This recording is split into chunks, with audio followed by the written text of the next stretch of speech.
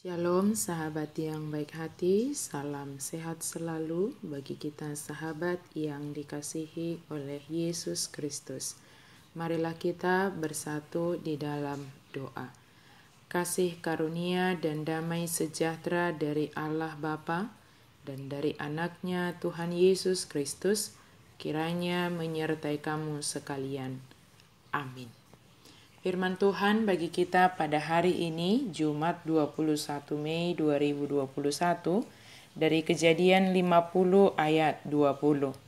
Memang kamu telah mereka-rekakan yang jahat terhadap aku, tetapi Allah telah mereka-rekakannya untuk kebaikan, dengan maksud melakukan seperti yang terjadi sekarang ini, yakni memelihara hidup suatu bangsa yang besar. Najak dunia tutu tahini rohamuna dopak au, alai nadingga do hapatean ni di bahid debata, patu pahon songon nani idamuna sadarion, lau panguluhon bangso nabulun. Allah mendatangkan kebaikan. Perjalanan hidup Yusuf sangat dapat kita baca dalam kitab Kejadian, mengajarkan banyak hal bagi kita tentang berbuat baik terhadap sesama. Siapapun yang ada di sekitar kita, tetap berbuat baik semampu kita, walau kita terkadang tidak mendapatkan kebaikan dari mereka.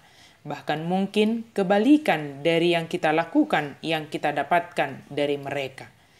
Ketika Yakub telah meninggal dunia, saudara-saudaranya Yusuf takut akan pembalasan dari Yusuf. Beginilah orang yang melakukan kesalahan, yang selalu dikejar-kejar oleh bayangan kesalahannya sendiri. Mereka bertanya, apakah Yusuf benar-benar bisa mengampuni mereka karena telah menjualnya sebagai budak?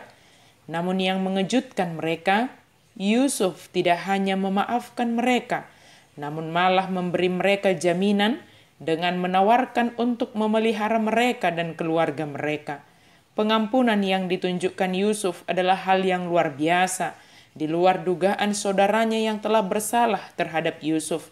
Dia menunjukkan bagaimana Allah dengan murah hati menerima kita meskipun kita tidak layak mendapatkan hal itu. Dari kehidupan Yusuf kita juga belajar bagaimana mengampuni orang yang bersalah kepada kita. Dan bukan hanya mengampuni, tetapi juga bertindak melakukan kebaikan bagi mereka yang bersalah terhadap kita.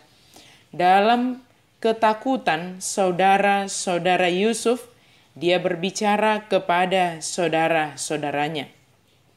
Yusuf menyadari semua perjalanan hidupnya merupakan rancangan dan rencana Tuhan. Yusuf dapat mengalami semua perjalanan hidupnya adalah karena Allah berkenan kepadanya dan tetap memelihara hidupnya. Kerendahan hati Yusuf menunjukkan relasinya bersama dengan Allah. Dia tidak pernah menyombongkan pencapaian-pencapaian yang dia dapatkan, tetapi selalu mengatakan bahwa semua itu adalah karena Allah yang memberkatinya. Allah mendatangkan kebaikan dari perbuatan jahat saudara-saudaranya, tuduhan palsu istri Potifar, pengabaian oleh juru minuman, dan 7 tahun bahaya kelaparan. Pengalaman-pengalaman dalam kehidupan Yusuf mengajarkan bahwa Allah mendatangkan kebaikan bagi orang-orang yang percaya kepadanya, walaupun dari niat atau tindakan jahat dari orang-orang yang ada di sekitarnya. Apakah kita cukup mempercayai Allah untuk dengan sabar menanti Dia mendatangkan kebaikan dari berbagai situasi yang buruk?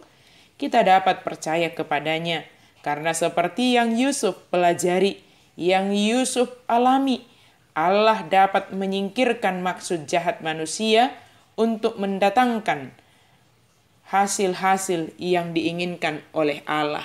Allah bisa menggunakan hal-hal yang tidak baik yang dilakukan oleh sesama untuk mendatangkan kebaikan bagi kita. Allah memiliki rancangan dan rencana atas setiap kita orang percaya. Dan bagaimanapun maksud orang untuk menghambat kita dalam melakukan yang terbaik, Tuhan yang akan selalu membukakan jalan bagi kita.